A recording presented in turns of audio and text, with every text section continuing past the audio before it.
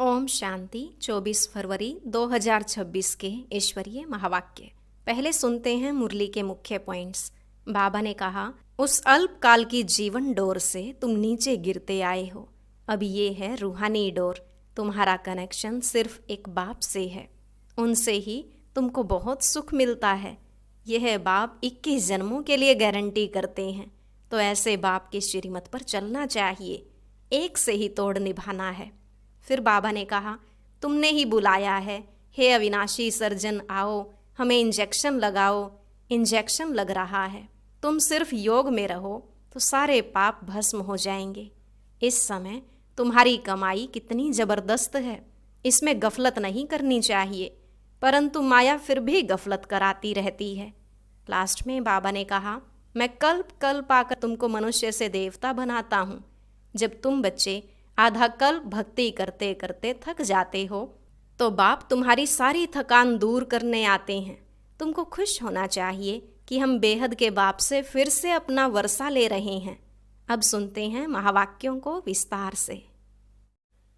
बाबा ने कहा, मीठे बच्चे, तुमने अपनी जीवन डोर एक बाप से बांधी है। तुम्हारा कनेक्शन एक से है, एक से ही तोड़ निभाना है। प्रश्न, संगम युग पर आत्मा अपनी डोर परमात्मा के साथ जोड़ती है, इसकी रस्म अज्ञान में किस रीति से चलती आ रही है? उत्तर, शादी के समय स्त्री का पल्लव पति के साथ बांधते हैं। स्त्री समझती है जीवन भर उनका ही साथी होकर रहना है। तुमने तो अब अपना पल्लव बाप के साथ जोड़ा है। तुम जानते हो हमारी परवरिश आधा कल्प के लिए बाप द्वारा होगी। गीत, जीवन डोर तुम्ही संग बांधी। ओम शांति। देखो, गीत में कहते हैं जीवन डोर तुमसे बांधी। जैसे कोई कन्या है, वह अपनी जीवन की डोर पति के साथ बांधती है। समझती है कि जीवन भर उनका ही साथी होकर रहना है, उनको ही परवरिश करनी है। ऐसे नहीं कि कन्या को उनकी परवरिश करनी है, नहीं, जीवन तक उनको परवरिश करनी है। तुम बच्चों ने भी जीवन डोर बांधी है। बेहद का बाप कहो, टीचर कहो, गुरु कहो, जो कहो, यह आत्माओं की जीवन की डोर परमात्मा के साथ बांधने की है। वह है हद की स्थूल बातें, यह है सूक्ष्म बात। कन्या के जीवन की डोर पति के साथ बांधी जाती है, वह उनके घर जाती है। देखो, हर एक बात समझने की बुद्धि चाहिए। कलयुग में है सब आसुरी मत की बातें। तुम जानते हो हमने जीवन की डोर एक से बांधी है। तुम्हारा कनेक्शन एक से है, एक से ही तोड़ निभाना है, क्योंकि उनसे हमको बहुत अच्छा सुख मिलता है। वह तो हमको स्वर्ग का मालिक बनाता है। तो ऐसे बाप की श्रीमत पर चलना चाहिए। यह है रूहानी डोर। रूह ही श्रीमत लेती है। आसुरी मत लेने से तो नीचे गिरे हैं। अब रूहानी बाप की श्रीमत पर चलना चाहिए। तुम जानते हो हम अपनी आत्मा की डोर परमात्मा के साथ बांधते हैं तो हमें उनसे 21 जन्म सदा सुख का वर्षा मिलता है। उस अल्पकाल की जीवन डोर से तो नीचे गिरते आए हैं। यह 21 जन्मों की गारंटी है। तुम्हारी कमाई कितनी जबरदस्त है, इसमें गफलत नहीं करनी चाहिए। माया गफलत बहुत कराती है। इन लक्ष्मी नारायण ने जरूर कोई से जीवन डोर बांधी है जिससे 21 जन्म का वर्षा मिला। तुम आत्माओं की परमात्मा से जीवन डोर बांधी जाती है कल्प कल्प। उनकी तो गिनती नहीं। बुद्धि में बैठता है हम शिव बाबा के बने हैं, उनसे जीवन डोर बांधी है। हर एक बात बाप बैठ समझाते हैं। तुम जानते हो कल्प पहले भी बांधी थी। अब शिव जयंती मनाते हैं, परंतु किसकी मनाते हैं पता नहीं है। शिव बाबा जो पतित पावन है, वह जरूर संगम पर ही आएगा। यह तुम जानते हो, दुनिया नहीं जानती है। इसलिए गाया हुआ है कोटों में कोऊ। आदि सनातन देवी देवता धर्म प्रायलोप हो गया है और सब शास्त्र कहानियाँ आदि हैं।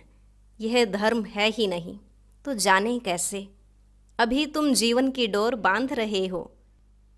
आत्माओं की परमात्मा के साथ डोर जुटी हुई है। इसमें शरीर की कोई बात नहीं है। भल घर में बैठे रहो, बुद्धि से याद करना है। तुम आत्माओं की जीवन डोर बांधी हुई है। पल्लव बांधते हैं ना, वह स्थूल पल्लव, यह है आत्माओं का परमात्मा के साथ योग। भारत में शिव जयंती भी मनाते हैं, परंतु वह कब आए थे यह किसको भी पता नहीं है। श्री कृष्ण की जयंती कब, राम की जयंती कब है, यह नहीं जानते। बच्चे, तुम त्रिमूर्ति शिव जयंती अक्षर लिखते हो, परंतु इस समय 3 मूर्तियां तो हैं नहीं। तुम कहेंगे शिव बाबा ब्रह्मा द्वारा सृष्टि रचते हैं, तो ब्रह्मा साकार में जरूर चाहिए ना। बाकी विष्णु और शंकर इस समय कहाँ है जो तुम त्रिमूर्ति कहते हो। यह बहुत समझने की बातें हैं। त्रिमूर्ति का अर्थ ही है ब्रह्मा विष्णु शंकर है। ब्रह्मा द्वारा स्थापना वह तो इस समय होती है, विष्णु द्वारा सतयुग में पालना होगी, विनाश का कार्य अंत में होना है। यह आदि सनातन देवी देवता धर्म भारत का एक ही है। वह तो सब आते हैं धर्म स्थापन करने। हर एक जानता है यह धर्म स्थापन किया और उनका संवत यह है, फलाने टाइम फलाना धर्म स्थापन किया। भारत का किसको पता नहीं है। गीता जयंती, शिव जयंती कब हुई किसको पता नहीं है। श्री कृष्ण और राधे की आयु में 2-3 वर्ष का फर्क होगा। सतयुग में जरूर पहले श्री कृष्ण ने जन्म लिया होगा, फिर राधे ने, परंतु सतयुग कब था यह किसको पता नहीं है। तुमको भी समझने में बहुत वर्ष लगे हैं, तो 2 दिन में कोई कहाँ तक समझेंगे। बाप तो बहुत सहज बताते हैं। वह है बेहद का बाप, जरूर उनसे सबको वर्षा मिलना चाहिए ना। और गॉड फादर कहे याद करते हैं। लक्ष्मी नारायण का मंदिर है, यह स्वर्ग में राज्य करते थे, परंतु उनको यह वर्षा किसने दिया। जरूर स्वर्ग के रचयिता ने दिया होगा, परंतु कब कैसे दिया वह कोई नहीं जानते हैं। तुम बच्चे जानते हो, जब सतयुग था और कोई धर्म नहीं था। सतयुग में हम पवित्र थे, कलयुग में हम पतित हैं, तो संगम पर ज्ञान दिया होगा। सतयुग में नहीं, वहाँ तो प्रारब्ध है, जरूर अगले जन्म में ज्ञान लिया होगा। तुम भी अब ले रहे हो। तुम जानते हो आदि सनातन देवी देवता धर्म की स्थापना बाप ही करेगा। श्री कृष्ण तो सतयुग में था, उसको यह प्रारब्ध कहाँ से मिली। लक्ष्मी नारायण ही राधे कृष्ण थे, यह कोई नहीं जानते हैं। बाप कहते हैं जिन्होंने कल्प पहले समझा था वही समझेंगे। यह सैपलिंग लगता है, मोस्ट स्वीटेस्ट झाड़ का कलम लगता है। तुम जानते हो आज से 5000 वर्ष पहले भी बाप ने आकर मनुष्य से देवता बनाया था। अभी तुम ट्रांसफ़र हो रहे हो। पहले ब्राह्मण बनना है। बाजोली खेलते हैं तो चोटी जरूर आएगी। बरोबर हम अभी ब्राह्मण बने हैं। यज्ञ में तो जरूर ब्राह्मण चाहिए। यह शिव व रुद्र का यज्ञ है। रुद्र ज्ञान यज्ञ ही कहा जाता है। श्री कृष्ण ने यज्ञ नहीं रचा। इस रुद्र ज्ञान यज्ञ से विनाश ज्वाला प्रज्वलित होती है। यह शिव बाबा का यज्ञ पतितों को पावन बनाने के लिए है। रुद्र शिव बाबा निराकार है। वह यज्ञ कैसे रचे जब तक मनुष्य तन में न आए। मनुष्य ही यज्ञ रचते हैं। सूक्ष्म व मूल वतन में यह बातें नहीं होती। बाप समझाते हैं यह संगम युग है। जब लक्ष्मी नारायण का राज्य था तो सतयुग था। अब फिर तुम यह बन रहे हो। यह जीवन की डोर आत्माओं की परमात्मा के साथ है। यह डोर क्यों बांधी है? सदा सुख का वर्षा पाने के लिए। तुम जानते हो बेहद के बाप द्वारा हम यह लक्ष्मी नारायण बनते हैं। बाप ने समझाया है तुम सो देवी देवता धर्म के थे, तुम्हारा राज्य था। पीछे तुम पुनर्जन्म लेते लेते क्षत्रिय धर्म में आए। सूर्यवंशी राजाई चली गई, फिर चंद्रवंशी आए। तुमको मालूम है हम यह चक्र कैसे लगाते हैं। इतने इतने जन्म लिए। भगवानुवाच, हे बच्चे तुम अपने जन्मों को नहीं जानते हो, मैं जानता हूँ।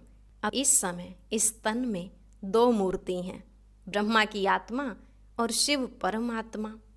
इस समय 2 मूर्ति इकट्ठी हैं। ब्रह्मा और शिव, शंकर तो कभी पार्ट में आता नहीं, बाकी विष्णु सतयुग में है। अभी तुम ब्राह्मण सो देवता बनेंगे। हम सो का अर्थ वास्तव में यह है। उन्होंने कह दिया है आत्मा सो परमात्मा, परमात्मा सो आत्मा। कितना फर्क है। रावण के आने से ही रावण की मत शुरू हो गई। सतयुग में तो यह ज्ञान ही प्रायलोप हो जाएगा। यह सब होना ड्रामा में नोंद है ना। तब तो बाप आकर स्थापना करे। अभी है संगम। बाप कहते हैं मैं कल्प कल्प कल्प के संगम युग पर आकर तुमको मनुष्य से देवता बनाता हूँ, ज्ञान यज्ञ रचता हूँ। बाकी जो हैं वह इस यज्ञ में स्वाहा हो जाने हैं। यह विनाश ज्वाला इस यज्ञ से प्रज्वलित होनी है। पतित दुनिया का तो विनाश होना है, नहीं तो पावन दुनिया कैसे हो। तुम कहते भी हो हे पतित पावन आओ, तो पतित दुनिया पावन दुनिया इकट्ठी रहेगी क्या? पतित दुनिया का विनाश होगा, इसमें तो खुश होना चाहिए। महाभारत की लड़ाई लगी थी जिससे स्वर्ग के गेट खुले। कहते हैं यह वही महाभारत लड़ाई है।